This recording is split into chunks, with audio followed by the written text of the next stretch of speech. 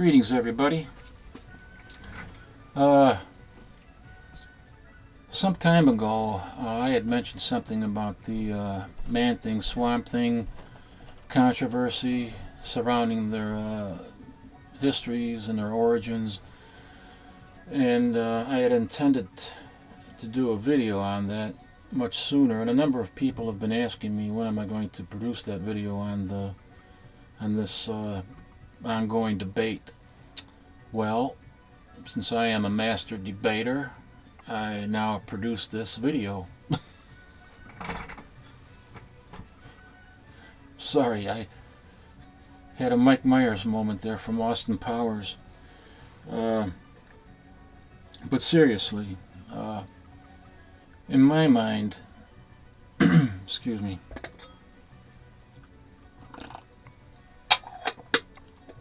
keeps it warm. Got something with my throat. In my mind, there's a fine line in the creative process when talking about comic books between projects generated through the inspiration and influence of someone else's work and projects generated by the pure imaginative creative thought process. When influence and inspiration become an excuse or even a tool to infringe upon someone else's work, the purity of that imaginative creative process ceases to exist, or at least in my mind becomes corrupted. But to be perfectly fair, it all begs the question, how often within the comic book industry does anybody truly create something out of the pure, unadulterated imagination of their own mind? There's nothing wrong with influence and inspiration being a driving force to create something new when it's done properly and fairly and, honestly, as it has been done mostly here. I say mostly, but not all, as we shall see. Which brings me to March of 1971. Saul Brodsky. Oh, and before I continue, I almost forgot. I have to tell you this. When I was researching this to update the knowledge that I already had on all of this, on the subject matter, I was getting caught up in all this convoluted mess. I'm telling you, I almost got mired in the muck. Trying to keep the timeline straight is just unbelievably crazy. Even Roy Thomas is fuzzy as to the timeline, and he up until 2003, he was even uncertain whether he had actually written down the plot line for the Man-Thing story or not. He didn't know, and then until somebody, a collector, who sent him a photocopy of the entire plot line. Not only did he write it down, but he typed it out in detail, panel by panel, virtually. And he had forgotten that. But I'll talk about that later. But the timeline really was very difficult to keep straight. But I have managed to get through all that fuzziness and straighten it out, so you don't have to. At least I tried to the best of my ability. Anyway, so I had to take a lot of notes to make sure that I don't mess up the dates, and even a lot of these dates are not going to be that there is no absolute accuracy to some of the dates because nobody remembers. They can only give you them, within a certain amount of time, a few months maybe or something like that.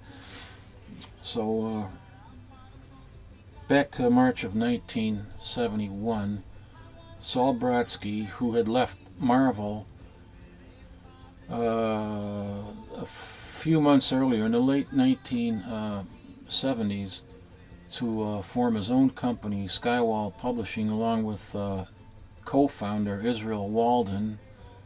And this is where they get the name for Skywall from each of their last names. They took parts of their last names to create the title for their company, Skywall. Anyway, they published in March 1971 the second issue of a magazine called Psycho, in which appeared a character called the Heap, a swamp man similar to the original Heap that debuted in Air Fighters Comics number 3 in 1942, but with a slightly different origin and appearance, or if you will, an updated version of that origin. And I will show you that issue right now. This is issue 1. That's issue 1. And this is the issue that we're talking about. This is Psycho number 2.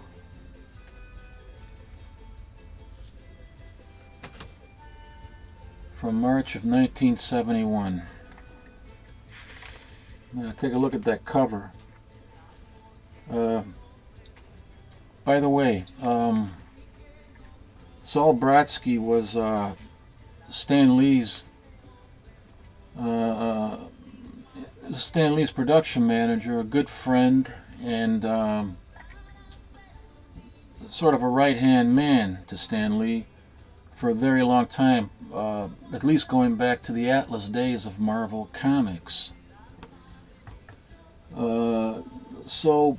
And Saul was also familiar with the Golden Age Heap. And it's not hard for me to imagine somewhere around, late 1970, I can picture Saul Brodsky talking to Stan Lee, as he would have had to have talked to Stan Lee, announcing his intention to leave Marvel to start his own publishing venture. And, it's to give Stan Lee sufficient time to find a suitable replacement. So that conversation would have had to have taken place. And being the friends that they were, I can also imagine the two of them talking about, what Saul's intentions were. Stan Lee probably wanted to know, what are you going to do? Create another comic book company and compete with me? And they probably talked about this, and I'm sure that Saul probably reassured Stan it's going to be a black and white magazine publishing venture, mainly with horror anthologies, if not all horror anthologies. And maybe they even talked about an idea that he had, reviving some Golden Age character called the Heap. I mean, it's possible that they had this conversation. I can't prove that, but Stan did mention in interviews that he had talked to Saul Brodsky about his intentions of leaving Marvel.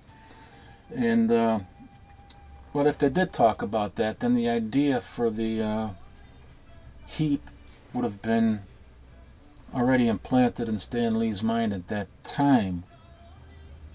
Or it could even have been implanted in his mind a lot earlier, as we will see. But at any rate, let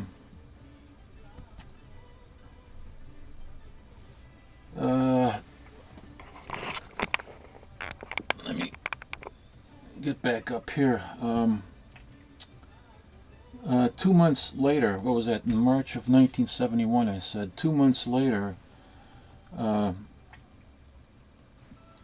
after Psycho number 2 appeared, Marvel came out with or published the first issue of Savage Tales, in which appeared the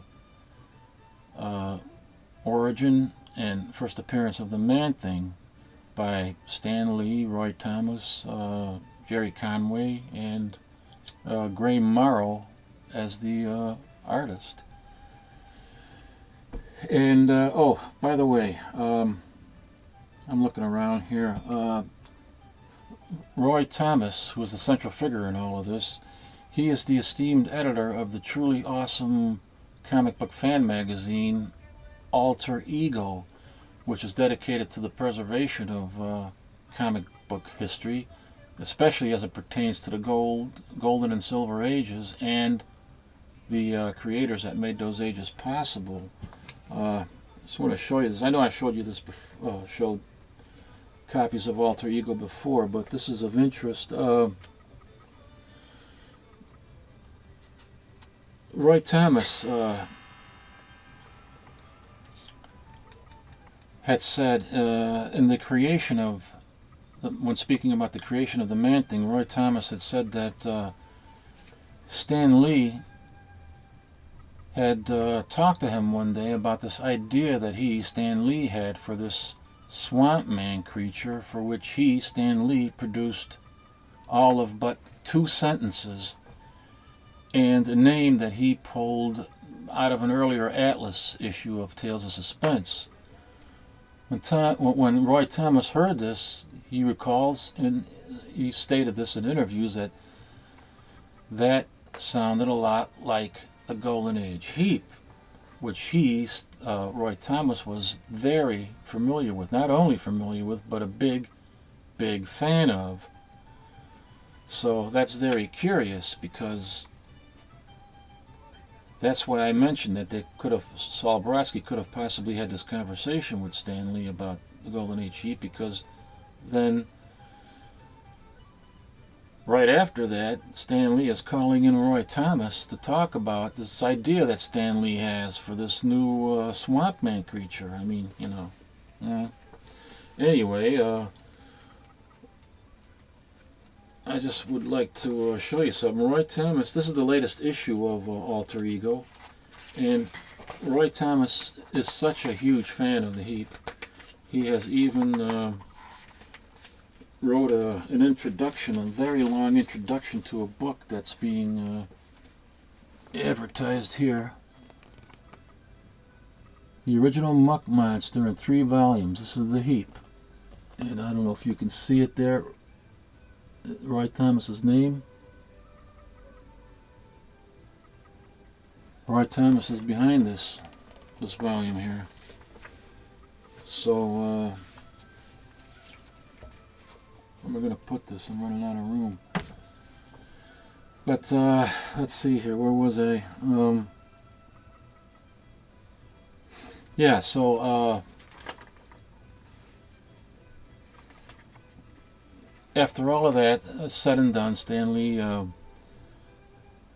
calls him in and tells him about this idea that Stan Lee had.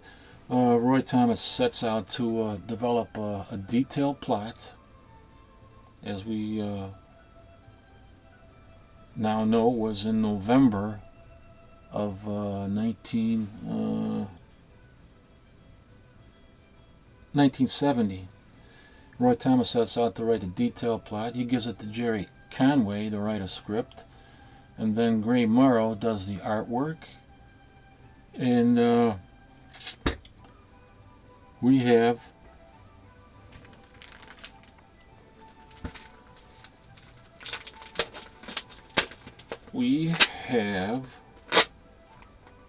the first appearance and origin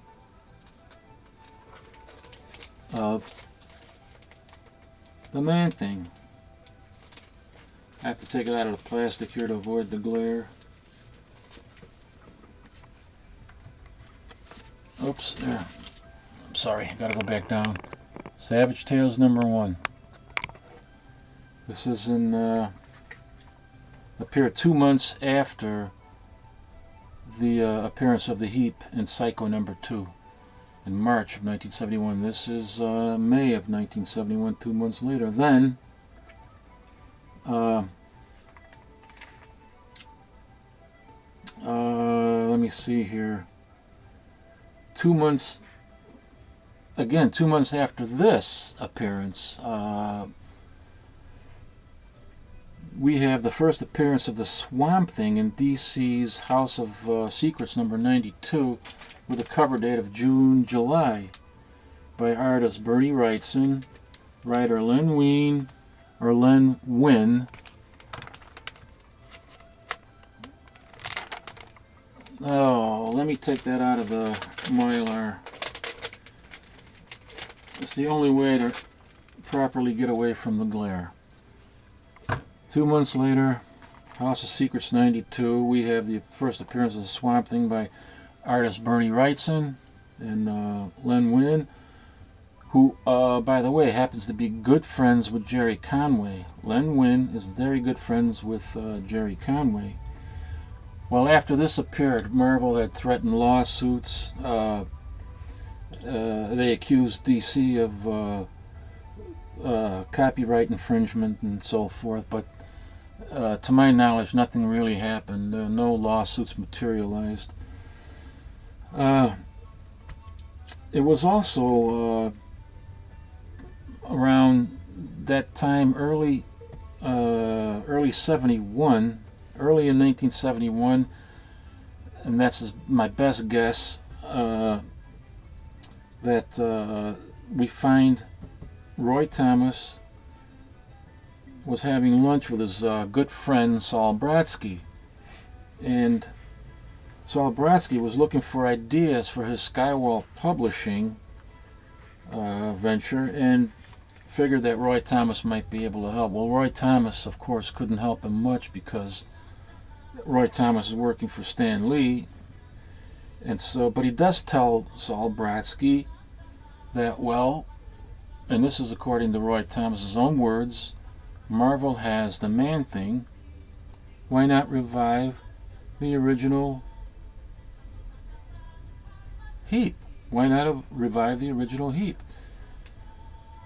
Now this is getting to be a little bit hairier. I think this is getting to be hairier than Bigfoot.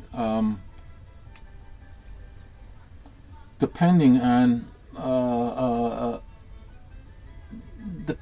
when this all took place, Roy is either secreting information about a new Marvel character,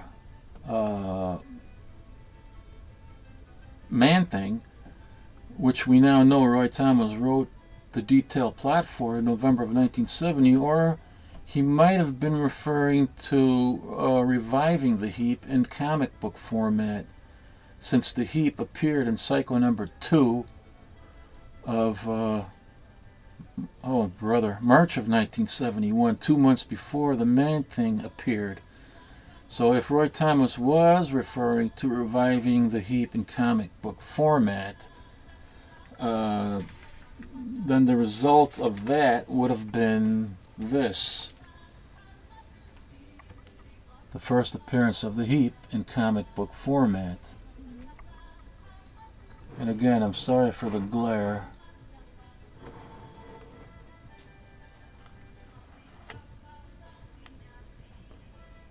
There, that's a little bit better. This is written by Robert Conire, who is the co-creator of the Silver Age Flash. Now, we got to fast forward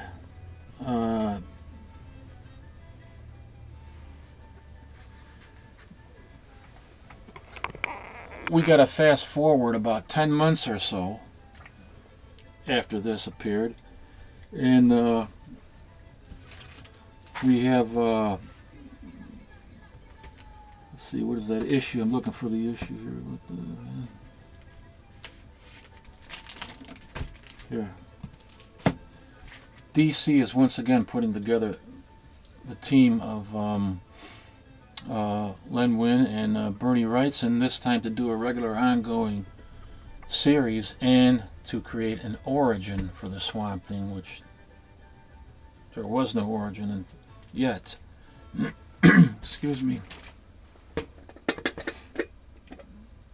But now listen to this.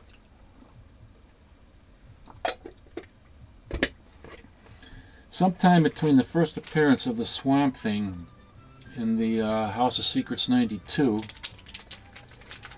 and Len Wein writing the Swamp Thing origin story, which was to appear in Swamp Thing #1. Len Wein wrote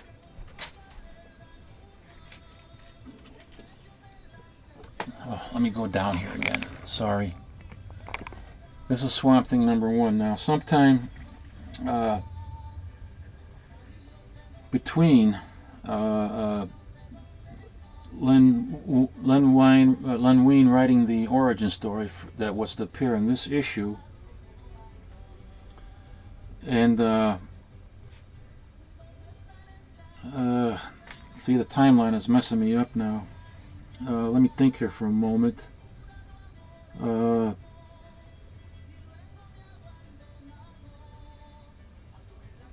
Yeah, between the first appearance of the Swamp Thing in the House of Secrets '92,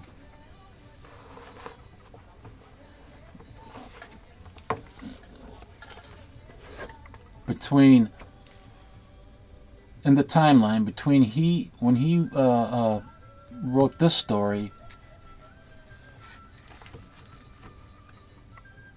between that and the time that he wrote the origin story that appeared in here, he had also, get a load of this, he had also wrote the second Man-Thing story for Savage Tales #2, but Savage Tales was canceled after the first issue. I mean, it eventually was revived 2 years later, but in between House of Secrets and Swamp Thing #1, he wrote the second Man-Thing story for Marvel, and he's working for DC, and he wrote the second Man-Thing story, but that never appeared because of the cancellation of Savage Tales, but it did finally appear in, excuse me, in Astonishing Tales #12, when it was fused with an existing Khazar story. It was incorporated into a Khazar story in this issue. The second Man-Thing story that Len Wein wrote in between the House of Secrets '92 and Swamp Thing #1. He wrote the story that appears in here. I mean, holy cow. I mean,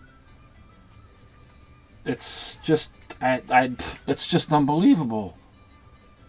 You know, this is getting all more. I mean, there's more wrinkles here than on Tommy Lee Jones' face, for crying out loud. Anyway, before Swamp Thing #1 hit the newsstands in October 1972. Now listen to this. As I told you, Len Wein is working for DC and writing the Swamp Thing origin story just before this appeared, and Jerry Conway, who is a co-creator of the Man-Thing, is working at Marvel. Now these two guys, Jerry Conway and Len Wein, are good friends, and lo and behold, they're such good friends that they even share an apartment together. They're sharing an apartment together. Now, this is the facts as presented by Roy Thomas and other people in interviews. Len Wein makes Jerry Conway aware of the Swamp Thing origin script because they're good friends and they're sharing an apartment together. They're living together. Hey, you know, take a look at this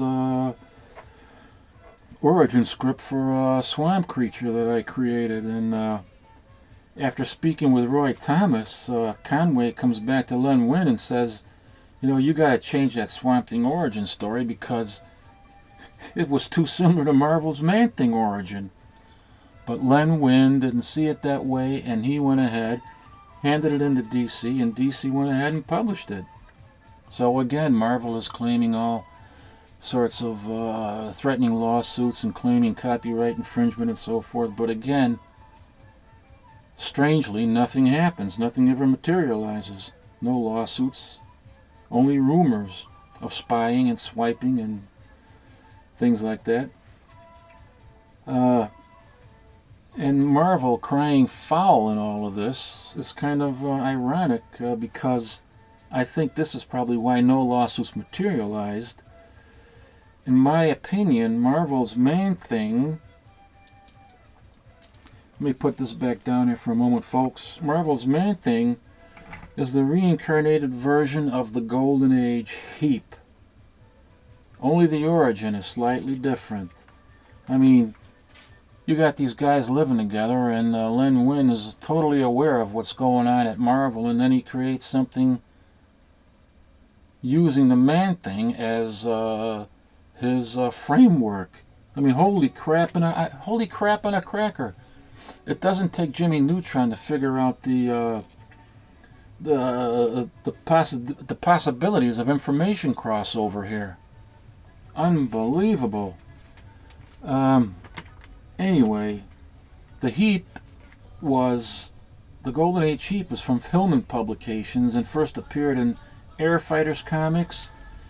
And it began in that title, as I said earlier, number 3 of 1942. And later it appeared in Airboy comics. Now, I don't have an original Air Fighters comics with original Heap stories in it, but I do have an original Airboy comics from the Golden Age, which I shall now show you, which has original Heap stories in it. This is from 1947.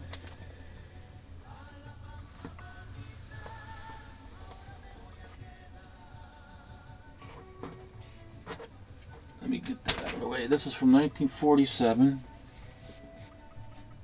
And I'm going to show you a splash page of the Heap in here. Hold on to your hats.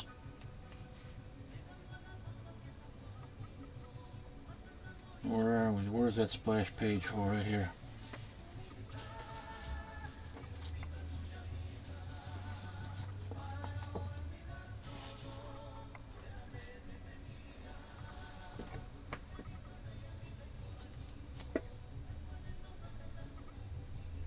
There it is. That's the Heap. Now you tell me, who the hell does that look like? No wonder Marvel did not want to try to get into a lawsuit with DC for swiping their character, because they did the same thing themselves. Well, not really.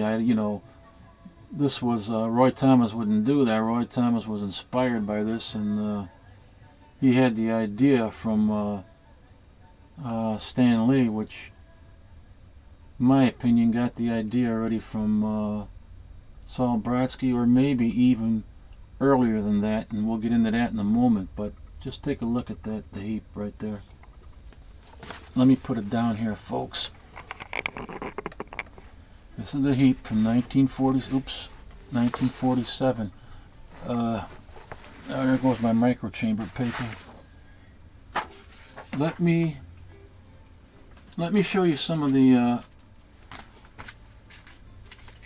Man-Thing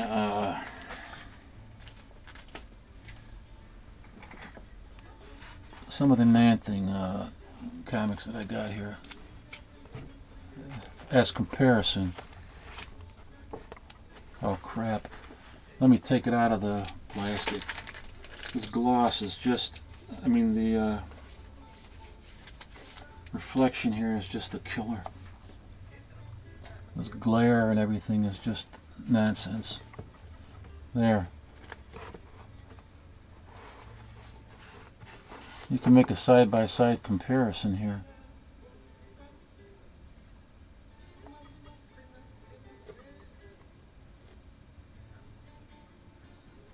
This is the Man-Thing number 12, Adventure into Fear number 12 with the Man-Thing.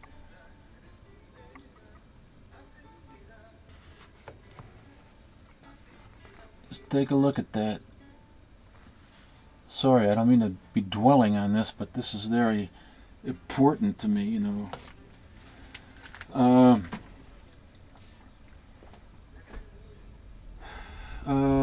Furthermore, the Heap was actually created by writer Howard Stein, of which I really know very little, and artist Mort Leave, both of whom, in my opinion, should receive much deserved credit for being the inspiration behind the Man-Thing and the Swamp Thing. And Roy Thomas does do that, which I wish I could say the same thing for Len Wein, but I can't.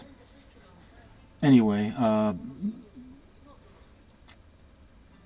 and they should get credit for creating the first swamp creature to appear in comic books. The Heap is a story about a World War I German ace fighter pilot that crash lands in a swamp in Poland, and he nearly physically dies. But by the sheer force of will and other forces that we find out later, allow him to rise from the near dead as the first comic book swamp man called the Heap. And that's basically what the story is. The Heap himself is based on Theodore Sturgeon's horror story, It. So this has also some inspiration. The Heap has also been inspired by something else, by Theodore Sturgeon's short horror story, It. And by the way, Roy Thomas is also responsible for bringing that story into comic book format in November of 1972 when It appeared in Supernatural Thrillers #1. Oops. Sorry, folks. I gotta take it out of the all the bags have to be gotten rid of here. Roy Thomas. Oh well, I'm gonna have to show it to you like this. This is the. Look at that. That's another Swamp Man creature. And Roy Thomas is responsible for bringing this into comic book format. I guess the story goes that he had gotten into contact with Theodore Sturgeon to get the rights to do this, and it was given, and there it is.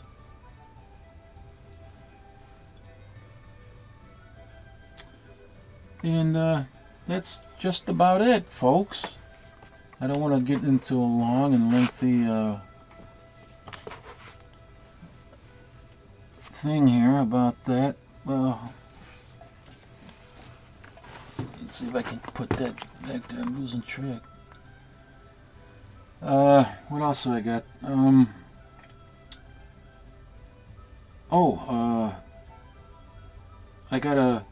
I gotta give a thanks here to Thuggy, another YouTuber here in the comic book community, for reminding me about the interview that Roy Thomas had in Alter Ego 81.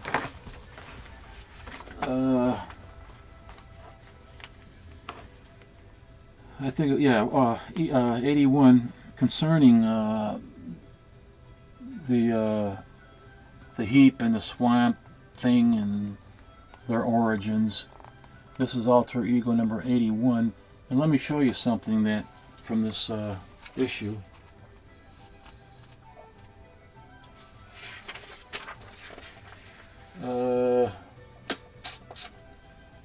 Let's see here. Oh yeah. Here, you're going to see this probably for the first time, many of you. Roy Thomas wasn't even aware until 2003 when a fan who was in possession of this. This is the original plot for the Man-Thing. Roy Thomas, in November of 1970, he not only wrote it out in such detail, panel by panel, he typed it out, and Roy Thomas didn't even remember that he did this. there it is. There's the plot, and here's 2 more pages reproduced.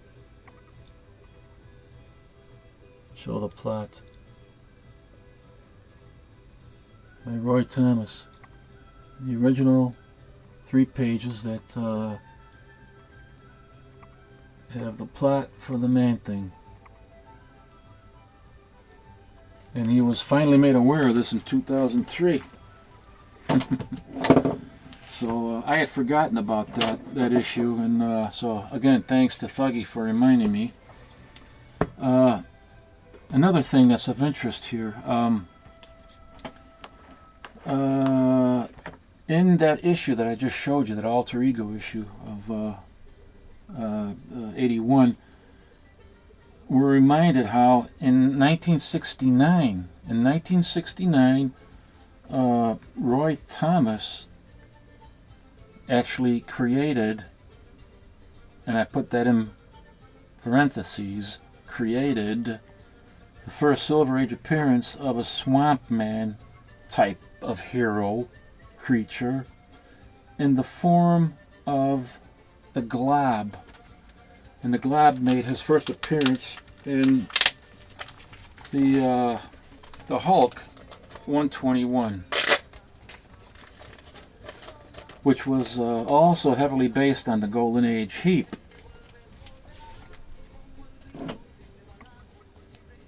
This is from 1969. The Hulk 121.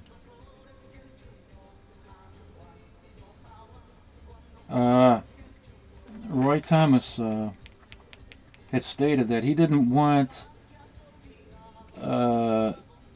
this is based heavily on the Heap, and he didn't want to use the name Heap because he felt it wouldn't be right.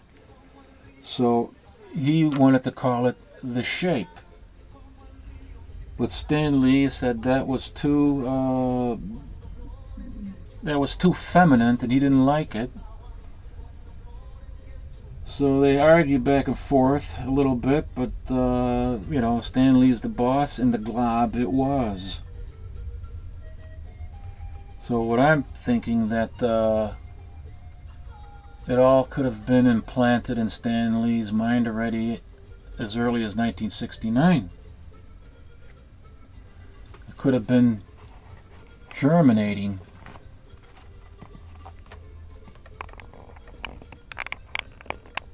See? See how it goes? And that thing about Len Wein and Jerry Conway, each working for rival companies and living together and sharing that information. Holy crap on a cracker, man. Like I said, it doesn't take Jimmy Neutron to figure out the crossover information, crossover possibilities there. But there you have it, folks. That's it, man. And this has gone on way too long, so I will hopefully get one more video uploaded before Monday, before D-Day. Anyway, take care. And oh, wait a second. I almost forgot something. I have to add to here. Oh boy. Excuse me for a minute while I disappear and come back.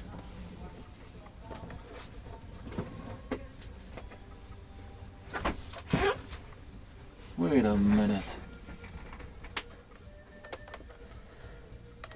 Now I'll disappear.